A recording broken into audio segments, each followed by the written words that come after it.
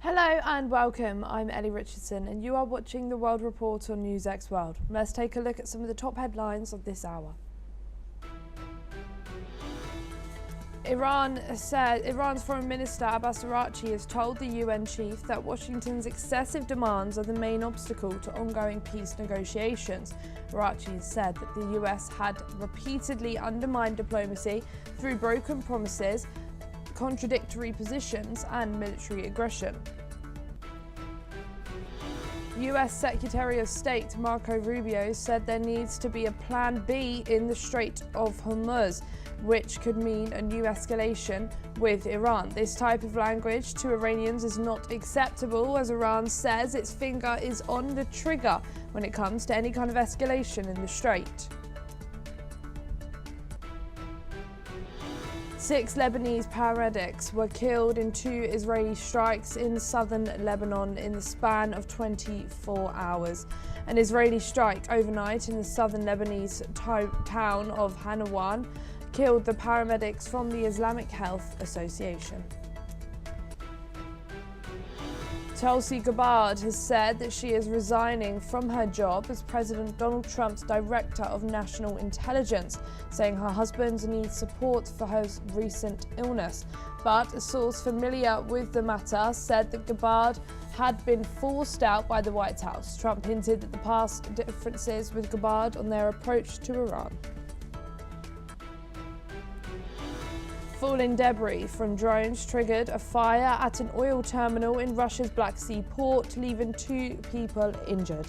This comes as Ukraine has intensified medium and long-range drone attacks in recent months, focusing on oil facilities and aiming to disrupt the industry's revenue that helps Moscow fund the war.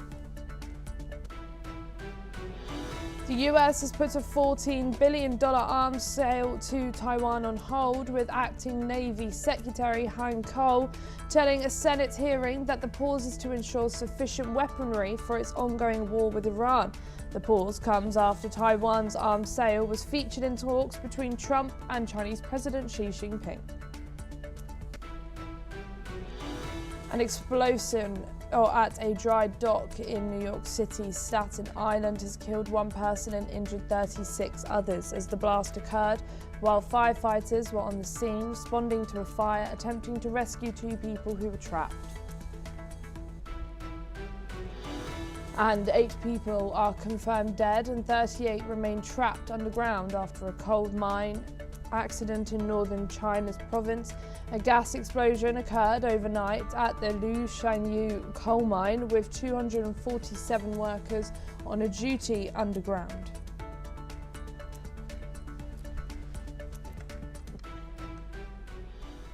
And for your top stories this hour, the US is prepared for renewed strikes between Iran, even as diplomatic efforts continue.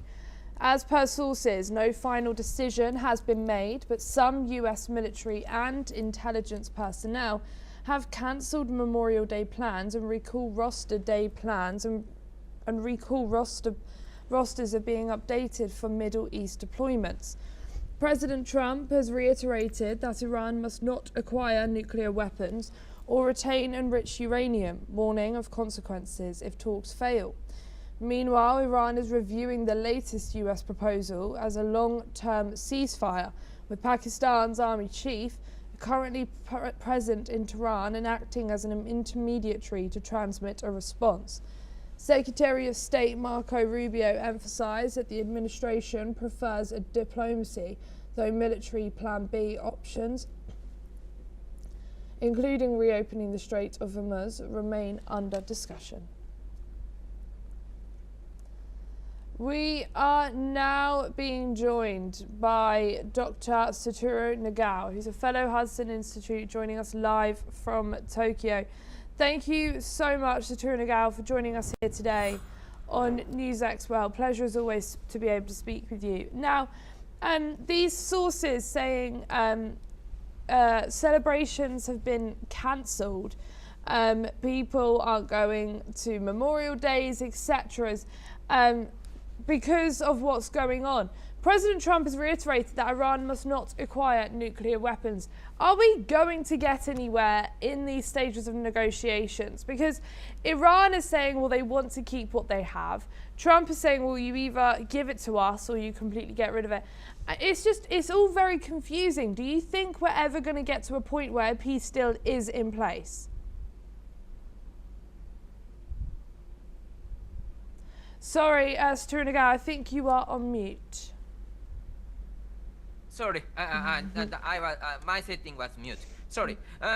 In this case, there are two scenarios we can expect. One scenario is two sides agree to extend ceasefire. Extend ceasefire does not mean that Iran will not stop the nuclear development program, and the US and Israel will not demand Iran to stop the nuclear development program. So that's why some more time they create to negotiate. And but in this case, there is a few possibility Iran will agree. So in the future, US bomb Iran again, but not just now. This is the first scenario. Second scenario is Iran will not agree and the US Israel restart bombing. In this case, just now they will start bomb is the second scenario. And the second scenario is important because this is diplomatic card for the US and Israel to ask the Iran to follow the US demand. So that's why the 1 and 2 is one set, but at the same time, what is seeking is not agreement of the stopping nuclear development program of Iran just now. Because US and Israel demand and Iran will not accept, that is the current situation and it is not easy to change just now. And Saturna, President Trump has once again drawn a red line saying this, signalling that any future agreement must go far beyond previous nuclear frameworks. The reported involvement of Pakistan's chief as an intermediary in Tehran as we speak adds a new regional dimension to the crisis. What role can Pakistan realistically play in back-channel diplomacy between US and Iran? Pakistan is important mediator in this case because messenger they are doing brings the message of the US to Iran and Iran's message to the United States because they cannot talk directly. So that's why my view from the outside, if they talk like that, maybe they should talk directly. So US and Iran, US, Israel, and Iran should talk directly as a practical mean, but it is not impossible. So that's why Pakistan is messenger between two. Something like that could happen. But Pakistan itself they cannot move the situation because indeed, in this case, demand of the negotiation is very clear. US and Israel cannot accept Iran's nuclear weapon program, and Iran does not accept US and Israel request, so they have the strong will to possess nuclear weapon in the long run. So that's why both sides, indeed this is zero-sum game in this case. So that's why the messenger's role is a little bit limited. Messenger could be the messenger, but cannot create something new between two because originally the stance is zero-sum. Zero or sum is only thing indeed they are talking. And also, the Strait of Hormuz remains one of the most strategically sensitive waterways. If tensions escalate and maritime routes are threatened still, what would be the immediate global impact on global energy markets, Gulf security, and major oil importing countries, for example, like India? Of course, opening the Strait of Hormuz is a very important issue in this negotiation. But in this case, a little bit irony is the US and Israel do not use the Strait of Hormuz. The blockade of Strait Hormuz affected the country in the Indo-Pacific because 90% of the users of the Strait of Hormuz, with, for example, the carrying the oil, are Asian country, so including India. So and main user is indeed China. So China, India, South Korea, Japan, or other Asian nations, something like that. So that's why in this case, Iran's strategy is wrong because US and Israel attack Iran. In this case, Iran attacks the US and Israel is logical. But what Iran did is Iran attacked many oil facilities or cities, the country around Iran, and blockade the Strait of Hormuz. So in this case, this country hasn't attacked Iran directly.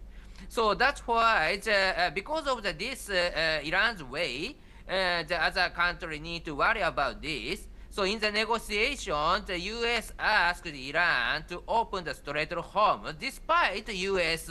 Does not use Strait of Hormuz so much. So that is the irony. So seriousness is a matter in this case. Because for the United States, yes, midterm election, that's why the economy is matter, but they are not the direct user of the Strait of Hormuz. Despite this, they are demanding opening the Strait of Hormuz. In this case, is the US serious? Something like that could happen.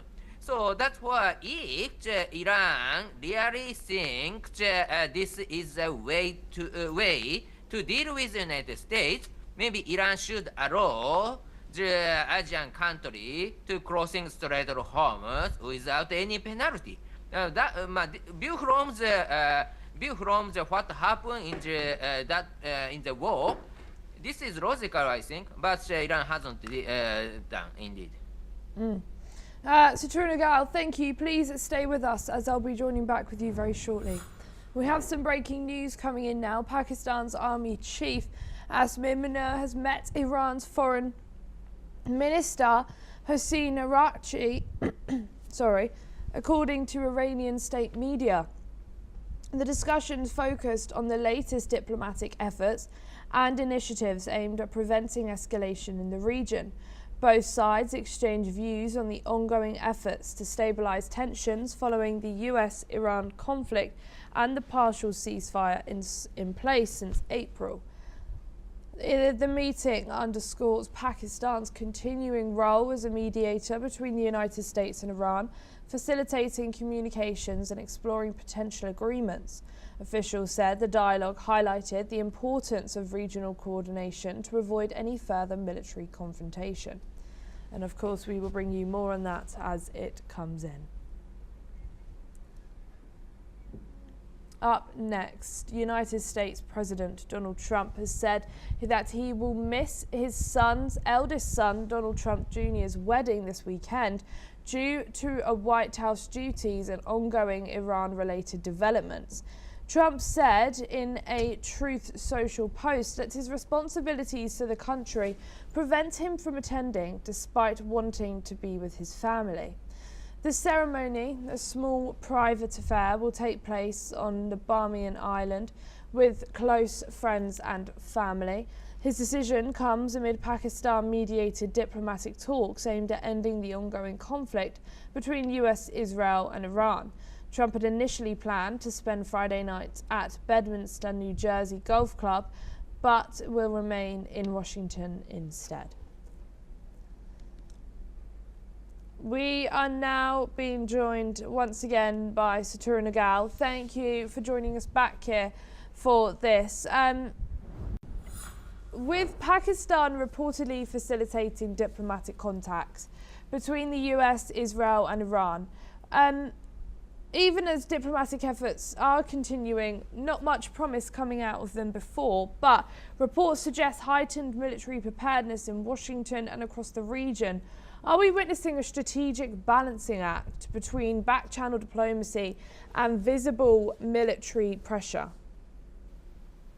Yes, this is a very important combination because without military pressure, there is no reason for Iran to accept it.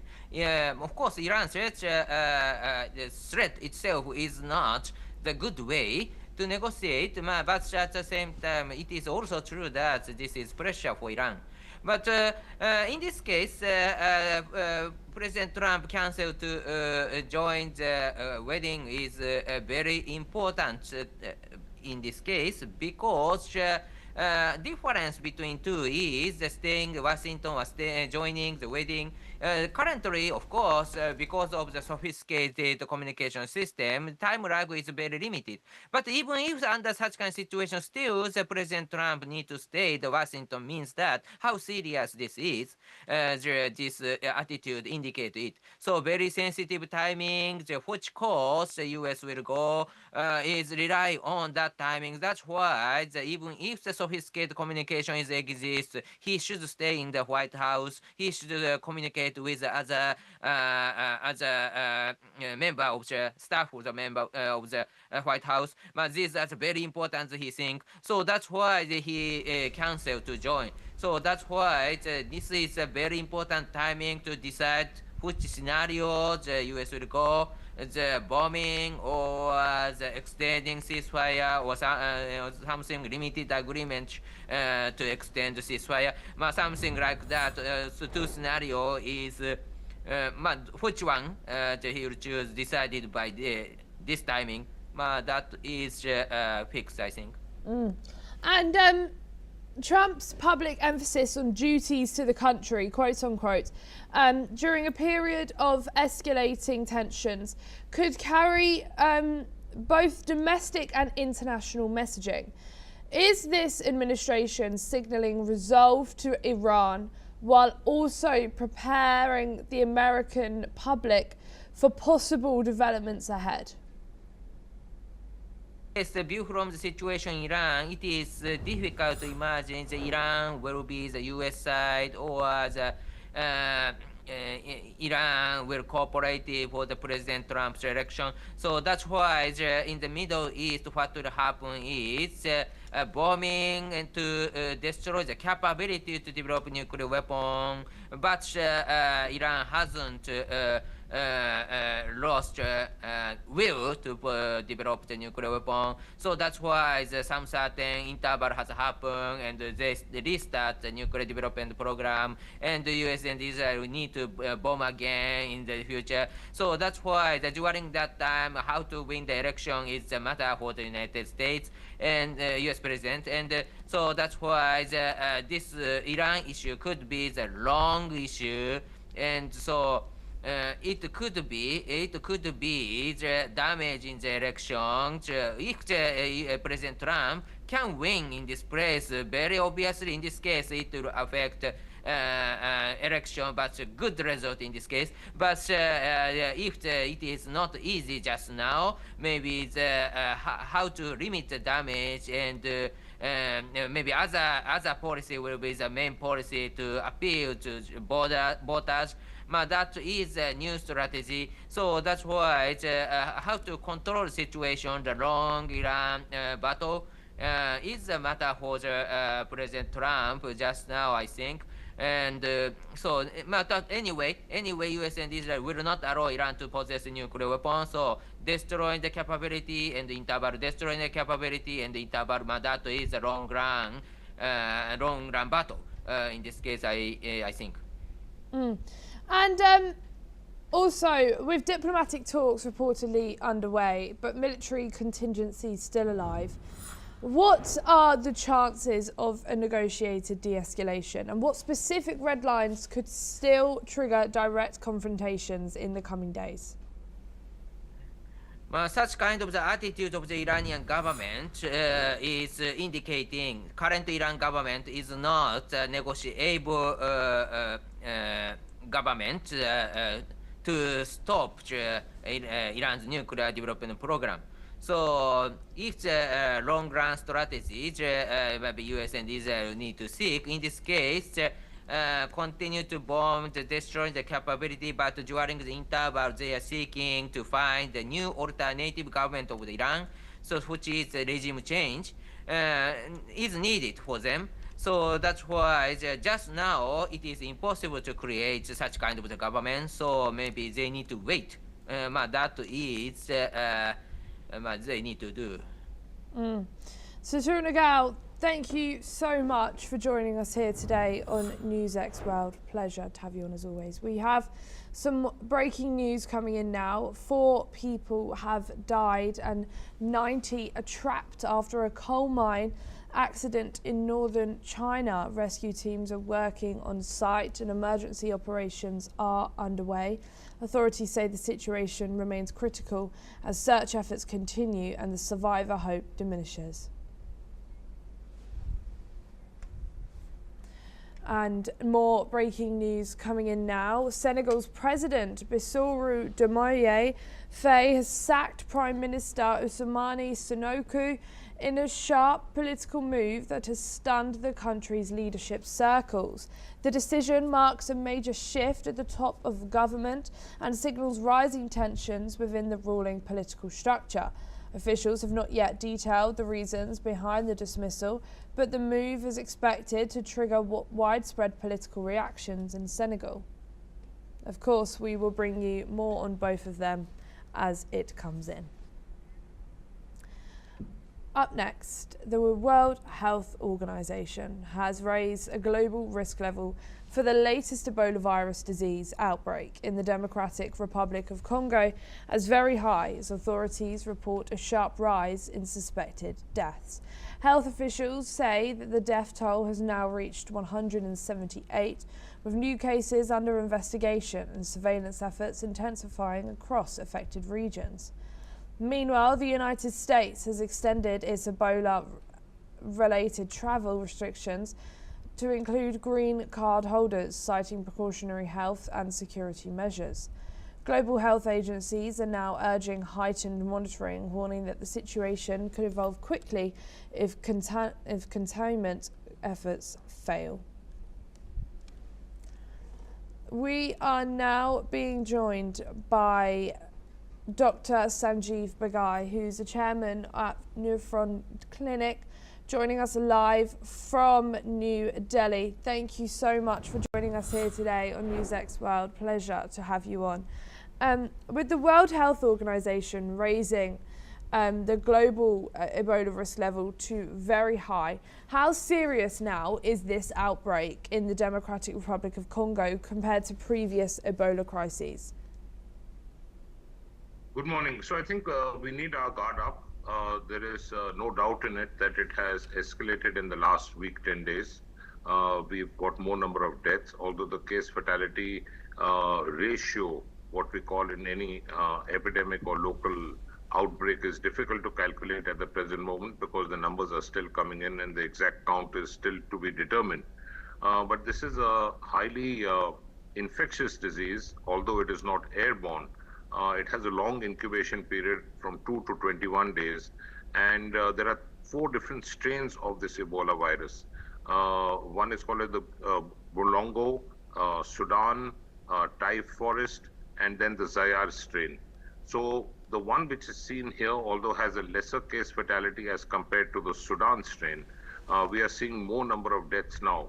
The original outbreaks had a death rate, case fatality of about 50%, but now we are seeing the recent outbreaks even to reach up to 90%. The real point of concern is that we have 2 vaccines, although it is only used in localized outbreaks. It's not for global use. We have a couple of monoclonal antibodies, which are, of course, frightfully expensive. The real issue is in countries like DRC, Democratic Republic of Congo, and other countries in that region of Africa, the healthcare is abysmal. Almost after 60, 70 years of World Health Organization and the UN bodies coming in, Africa is the neglected child. And the local administrations have failed the countries themselves, the citizens themselves. I have visited DRC myself many years back, and I can tell you from my first-hand experience, there is not even primary healthcare worth its salt available in most parts of the country. So the citizens will then suffer. We need very, very quick detection. The lab diagnosis over there is poor. We need quick isolation. We need primary contact screening, secondary contact screening, and of course the protective kits and gears. So in reality, what is happening is that the entire world is paying for certain countries' failures. It is transmitted through animals, through their organs, eating the organs, coming in close contact with the blood, secretions, semen, urine, and person-to-person contact occasionally. But here again, the beliefs and the rituals and the lifestyle of what most people live in tribal parts or the rural parts of DRC needs a strict attention to. So undoubtedly, the local government, if at all there one exists there, needs to pull up its socks and stop making their own citizens and indeed the world suffer. Dr. Sanjeev, thank you so much for joining us here today on NewsX World. Thank you. China has unveiled Shenzhou 23 crew for space station mission. Chinese astronauts Xu Yangzhu, Zhang Ziyan and Lai Kaiying will carry out the Shenzhou 23 crewed spaceflight mission, and Zhu will be the commander. The Shenzhou 23 crewed spaceship is scheduled to be launched at 11:08 p.m. Beijing time on Sunday from Jinquan Satellite Launch Center in northwest China. The three astronauts are respectively a flight engineer, a spacecraft pilot and a payload specialist. Zhu once participated in the Shenzhou 16 space mission. Zhang and Lai come from the third and fourth batches of astronauts respectively and will embark on their first spacelift mission before being selected. Zhang was an Air Force pilot and Lai worked in Hong Kong Police Force. China has revealed that the main tasks of Shenzhou 23 manned space mission. The spokesman of China Manned Space Agency has said that the main objective of the mission able to complete an in-orbit rotation to complete with the Shenzhou 21 crew, continue space science and application work and more. Let's in fact listen in. 任务主要的目的是与神舟21号乘组完成在轨轮换，继续开展空间科学与应用工作，实施航天员出舱活动及货物进出舱，进行舱外载荷和舱外设施设备安装。 That is all we have time for this hour. Keep watching NewsX World for more news updates from around the world.